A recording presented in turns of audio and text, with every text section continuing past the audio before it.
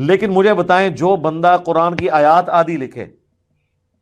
آپ کیا سمجھتے ہیں یہود و نصارہ تحریف کر دیں تورات اور انجیل میں، ان پہ تو اللہ کی لعنت پڑے، اور مسلمان قرآن کی آدھی آیات لکھیں یا قرآن کی آیت لکھ کے اس کے ترجمے کو صحیح کرنے کے بعد اس کی تفسیر اس کی بالکل الٹ لکھ دیں تو ان پہ لعنت نہیں پڑنی؟ تو میں اس میں ایک آسان جملہ بولتا ہوں کہ اسلام میں داخل کرتے وقت جو چیزیں آپ نے کسی سے پڑھوائی تھی نا، جب تک وہ ان چیزوں کا انکاری نہیں ہوتا اس وقت تک اسلام سے نکل نہیں سکتا وہ۔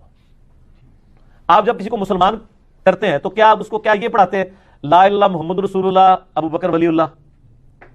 تو اب حضرت ابو بکر کا انکار کرنے سے وہ اسلام سے نہیں نکلے گا، یا عمر ولی اللہ یا عثمان ولی اللہ یا علی ولی اللہ، یہ تو نہیں پڑھواتے۔ ایون جو یہ پڑھتے ہیں وہ بھی کہتے ہیں نہیں جی یہ تو ہم ایک سلوگن کے طور پہ کلمہ لا الہ الا اللہ محمد رسول اللہ ہی ہے، نماز میں وہ بھی یہی پڑھ رہے ہوتے ہیں۔ تو اس کا مطلب ہے کہ حضرت ابو بکر عمر عثمان علی کا انکار کر کے کوئی کافر نہیں ہوتا نا، تو باقی تو آپ کے مولوی تو کسی کھاتے میں نہیں ہے نا۔ اسلام میں داخل کرنے کے لیے اللہ رسول آخرت قرآن کو ماننا ضروری ہے، اور آپ کسی بھی عالم سے جا کے پوچھیں نہیں، وہ کسی اور کو لے آئے گا۔ تو یہاں کہا جا رہا ہے کہ تم لوگ اگرچہ حضور صلی اللہ علیہ وسلم کے ساتھی ہو لیکن یہ یاد رکھو اللہ محتاج نہیں ہے، اللہ تمہیں بدل دے گا، نئی قوم لے آئے گا، وہ تمہارے جیسے نہیں ہوں گے۔ پھر الا تنصروہ، اگر تم نبی صلی اللہ علیہ وسلم کی مدد نہیں کرو گے فقد نصرہ اللہ، تو یاد رکھو اللہ تو ان کی مدد کر چکا ہے آلریڈی۔ ایک پریکٹیکل تمہارے سامنے موجود ہے، اذ اخرج الذین کفروا، جبکہ کافروں نے ارادہ کیا تھا ہمارے محبوب صلی اللہ علیہ وسلم کو مکے سے نکال دینے کا، ثانی اثنین اذ ہما فی الغار، جبکہ ان دونوں میں سے دوسرے نبی صلی اللہ علیہ وسلم تھے جب وہ دونوں غار ثور میں تھے۔ کافروں نے ان کو نکالنے کا ارادہ کیا تو وہ دو تھے اور غار ثور میں تھے، اور وہ دو کون تھے کہ ان میں سے دوسرا عظیم تھا آپ صلی اللہ علیہ وسلم کی مبارک ذات۔ اذ یقول لصاحبہ، جبکہ ہمارے محبوب صلی اللہ علیہ وسلم اپنے اس ساتھی سے کہتے تھے لا تحزن ان اللہ معنا، مت ڈر اللہ ہمارے ساتھ ہے۔ یہ ساتھی کون تھا؟ سیدنا و مولانا ابو بکر الصدیق رضی اللہ تعالی عنہ۔ اور یہ میں آپ کو حیران کن بات بتاؤں، اہل سنت اور اہل تشیع کے درمیان یہ کامن ہے حدیث کہ یہ غار کا ساتھی ابو بکر صدیق رضی اللہ تعالی عنہ تھے، اس پہ کوئی دوسری رائے نہیں، امت کا اجماع ہے۔ اہل سنت کی دونوں بڑی کتابیں صحیح بخاری اور مسلم کی متفق علیہ حدیث ہے اسی آیت کے کانٹیکسٹ میں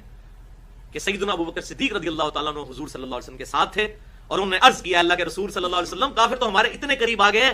کہ اگر اپنے پاؤں کی طرف سے ہمیں یوں جھک کے دیکھ لیں تو غار میں ہمیں دیکھ لیں گے، بالکل غار کے دہانے پر آ گئے تھے۔ تو اگر وہ یوں جھک کے پاؤں کی سیدھ میں دیکھ لیتے تو آپ صلی اللہ علیہ وسلم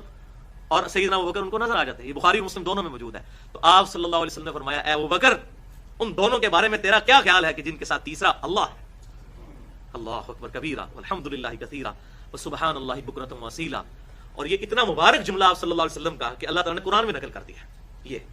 تو اے مسلمانوں اگر تم نبی کی مدد نہیں کرو گے تو یاد رکھو کہ اللہ نے تو اس وقت اس نبی کی مدد کی تھی جب کافروں نے اس کو نکالنے کا ارادہ کیا، جب وہ دونوں میں سے دوسرے آپ صلی اللہ علیہ وسلم تھے، جب وہ اپنے ساتھی سے غار میں کہتے تھے کہ مت ڈر اللہ ہمارے ساتھ ہے، فانزل اللہ سکینتہ علیہ، تو اللہ تعالیٰ نے ان پر سکون نازل کر دیا، سکینہ نازل کیا۔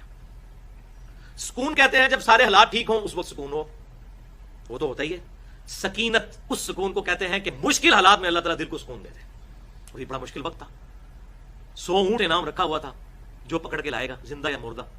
اور آپ صلی اللہ علیہ وسلم نہاتے سیدنا ابو بکر صدیق رضی اللہ تعالیٰ عنہ۔ الحمدللہ میں نے اس غار ثور کی زیارت بھی کی ہے، بڑا مشکل سفر ہے، مکہ شریف سے چند کلومیٹر کے فاصلے پہ ہے، لیکن تقریباً 3-3.5 گھنٹے پیدل اس پہاڑی پہ چڑھنا پڑتا ہے، اور وہ پتھریلے چھوٹے چھوٹے پتھر ہیں۔ میں حیران ہوں کہ سیدنا ابو بکر صدیق رضی اللہ تعالیٰ عنہ کس طرح آپ صلی اللہ علیہ وسلم کو اپنے کندھے پر سوار کر کے اوپر لے گئے، تو اکیلا بندہ جوان آدمی میرے جیسا وہ بھی چڑھنا مشکل کام ہے۔ تو یہ سیدنا ابو بکر صدیق کی محبت تھی جس نے زور لگایا، ان کی طاقت نہیں، ان کی محبت کی طاقت تھی جو پیچھے زور لگا رہی تھی، الحمدللہ۔ تو یہ میں نے بتایا کہ یہ اہل سنت اور اہل تشیع کے درمیان کامن ہے کہ سیدنا ابو بکر صدیق رضی اللہ تعالیٰ عنہ آپ صلی اللہ علیہ وسلم کے یار غار ہیں۔ اور اب سیدنا ابو بکر صدیق رضی اللہ تعالیٰ عنہ اس آیت کے تحت آپ صلی اللہ علیہ وسلم کے صحابی ہیں، کیونکہ یہ اس میں کیا الفاظ ہے اذ یقول لصاحبہ، کہ جب وہ اپنے صحابی سے کہتے تھے ساتھی سے۔ اب چونکہ سیدنا ابو بکر صدیق رضی اللہ تعالیٰ عنہ کی صحابیت قرآن سے ثابت ہو گئی ہے پرٹیکولرلی، اس لیے آپ رضی اللہ تعالیٰ عنہ کی صحابیت کا انکار کرنے والا کافر ہے، جو آپ کی صحابیت کا انکار کرتا ہے، گالی گلوچ